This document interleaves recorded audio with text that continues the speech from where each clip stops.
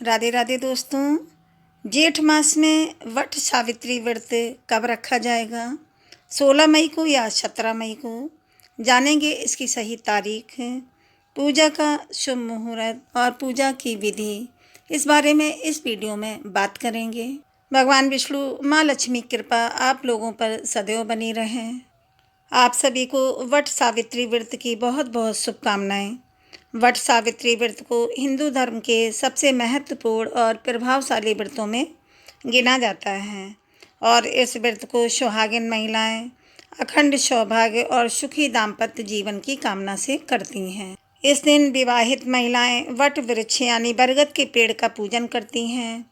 बहुत सारी जगह पर इस दिन महिलाएं पूरे दिन निर्जल उपवास भी रखती हैं और इस व्रत को जेठ मास की अमावस्या तिथि पर, कुछ जगह जेठ मास की पूर्णिमा को वट सावित्री का व्रत रखा जाता है। माना जाता है कि जैसे देवी सावित्री ने इस व्रत के पुण्य से अपने पति के प्राण यमराज जी से वापस लिए थे, वैसे ही इस व्रत को करने वाले सभी महिलाओं को अखंड सौभाग्य की प्राप्ति होती है। आज इस वीडियो में वट सावित्री व्रत की पूजा के शुभ मुहूर्त और पूजन सामग्री के बारे में बात करेंगे। अगर आपको जानकारी अच्छी लगे तो वीडियो को लाइक अवश्य करें और चैनल को सब्सक्राइब करें। इस दिन जेठ अमावस्या की तिथि 16 मई दिन शनिवार को सुबह 5:12 से शुरू हो रही है। शनिवार को पूरा दिन अमावस्या तिथि रहेगी और देर रात 12 बजे के बाद यानी 17 मई रविवार को 1:30 बजे अमावस्या तिथि समाप्त होगी। ऐसे में इस बार 16 मई दिन रविवार को जेठ अमावस्या है और इसी दिन जेठ अमावस्या मनाई जाएगी। अमावस्या का व्रत और वट सावित्री व्रत इसी दिन रहेगा। शनि जयंती भी इसी दिन मनाई जाएगी और यह शनिश्चरी अमावस्या भी होगी। वट सावित्री व्रत की मुख्य पूजा कुछ लोग सुबह करते हैं, कुछ दोपहर में करते हैं तो कुछ शाम को करते हैं। तो सुबह की पूजा का शुभ मुहूर्त रहेगा सुबह 4:12 से 8:50 तक। ध्यान रखिएगा कि राहु काल के समय पूजा करने से या पूजा पाठ से जुड़े कोई भी कार्य करने से बचें और इस दिन अभिजीत मुहूर्त सुबह 11:56 से दोपहर 12:49 तक रहेगा। तो जिनके यहाँ पर दोपहर के समय पूजा होती हैं वे इस समय भी पूजा कर सकते हैं और शाम की पूजा शाम 7:04 से रात 8:08 तक रहेगी। इस दिन राहु काल सुबह 9 बजे से 10:30 बजे तक रहेगा। 16 मई दिन शनिवार को सूर्य उदय होगा। सुबह 5:49 पर सूर्यास्त होगा, शाम 6:57 पर और इस दिन ब्रह्म मुहूर्त सुबह 4:12 से लेकर 5 बजे तक रहेगा। तो जितना जल्दी हो सके आप सूर्य उदय से पहले उठने का प्रयास करें। अगर हो सके तो ब्रह्म मुहूर्त में ही उठकर स्नान आदि से निर्वृत्त होकर हाथ में जल पुष्प अक्षत लेकर व्रत रखने का संकल्प ले सकते हैं। इस व्रत को वैसे तो निर्जल और निराहार ही रखा जाता है, लेकिन किसी के साथ अगर स्वास्थ्य संबंधी कोई भी परेशानी है तो ऐसे में आप फल लेकर फलों के साथ में या जल के साथ में भी इस व्रत का ग्रहण कर सकते हैं, इस व्रत को रख सकते हैं। ऐसे में आप अपने परिवार की किसी भी बुजुर्ग या जो भी अनुभवी महिला हैं उनकी सलाह से इस व्रत को रख सकती हैं। किसी महिला को यदि इस बार व्रत रखने में कोई ज़्यादा परेशानी हो तो उनकी जगह पर उनके पति भी इस व्रत को रख सकते हैं। 16 मई को प्रातःकाल 10:26 तक सौभाग्य योग रहेगा और उसके बाद में शोभन योगन प्रारंभ हो जाएगा और यह दोनों ही योग पूजा करने के लिए अत्यंत शुभ फलदायी हैं। इसीलिए इन योगों में वट सावित्री की पूजा पुण्यदायी और फलदायी रहेगी। इस दिन की पूजा में कुछ सामग्री का होना बहुत ज़रूरी होता है, जिनके बिना पूजा अधूरी मानी जाती है। तो आइए जानते हैं पूजा की संपूर्ण पूजन सामग्री के बारे में। तो क्या वट सावित्री व्रत की पूजा विधि इस दिन की जाती है, इसीलिए इसे वट सावित्री व्रत कहते हैं। वट यानी बरगद का वृक्ष। बरगद के वृक्ष ने भी ब्रह्मा विष्णु और महेश का बरगद के पेड़ में भी ब्रह्मा विष्णु और महेश का भी वास माना जाता है। इसलिए इस दिन बरगद के वृक्ष की पूजा बहुत महत्वपूर्ण होती है। बहुत से लोग इस दिन वैसे तो टहनी तोड़कर इसे किसी गमले में स्थापित करके भी पूजा कर लेते हैं, लेकिन ऐसी पूजा बहुत ज़्यादा मनचाही नहीं मानी जाती हैं और बहुत ज़्यादा फलदायी भी नहीं मानी जाती हैं।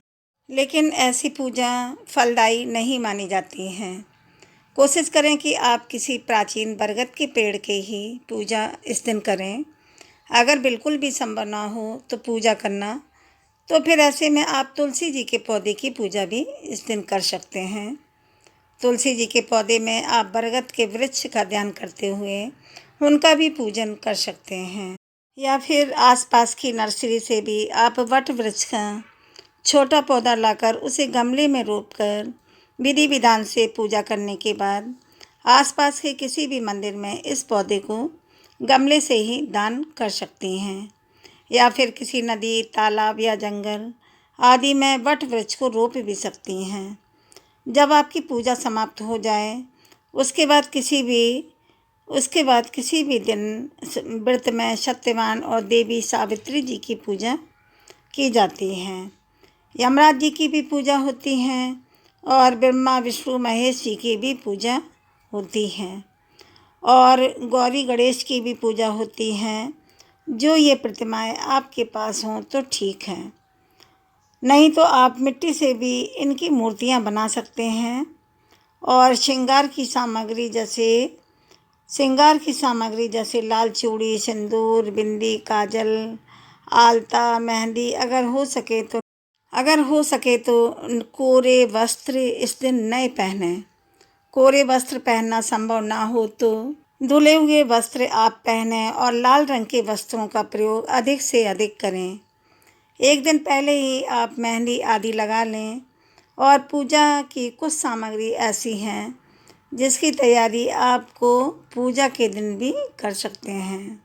जैसे कि इस दिन पूजा में काले भीगे हुए चने और गुलगुले का विशेष महत्व होता है। पूजन सामग्री में बरगद के वृक्ष को इनका भोग लगाया जाता है और पारण में भी इन्हीं को ग्रहण करके किया जाता है। तो काले कच्चे चने आप 1-2 दिन पहले भिगो दें। 1-2 दिन पहले भिगो दें, अंकुरित हो जाएं, तब उनको पूजा में शामिल करें।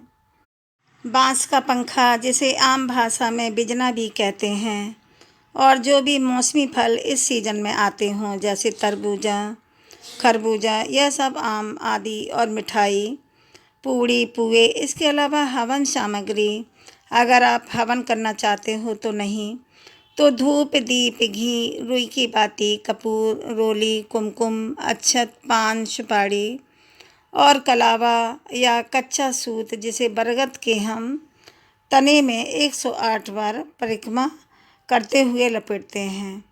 108 बार तने में कलावा लपेटना संभव नहीं होता है, इसीलिए 5 या 7 बार, जितनी बार भी आप लपेट पाएँ तो लपेट लेते हैं। उतनी बार लपेटकर आगे की परिक्रमा आप हाथ में चने के दाने या फिर अन्य सामग्री को लेकर कर सकते हैं। जल से भरा हुआ एक कलश, आज के दिन लोग कलश की स्थापना भी करते हैं, जैसे बाकी दिनों में नवरात्रि आदि में की जाती हैं। और अगर आप चाहें तो कलश का दान भी कर सकते हैं, कलश की स्थापना भी कर सकते हैं। इस व्रत में भी बाय निकाला जाता है। इस व्रत में भी बायना निकाला जाता है। अपने परिवार में अपने से बड़ी किसी सुहागिन महिला को यह बायने के रूप में श्रृंगार की सामग्री, वस्त्र, मिठाई, फल, दक्षिणा आदि दी जाती हैं, या किसी ब्राह्मणी को भी आप दान में यह सामग्री दे सकते हैं। और व्रत की कथा की पुस्तक आपके पास होनी चाहिए। अगर पुस्तक नहीं है तो मोबाइल के माध्यम से आप कथा का श्रवण कर सकते हैं। और आसपास अगर सामूहिक रूप से पूजा हो रही हो तो वहाँ पर भी आप जाकर कथा सुन सकते हैं।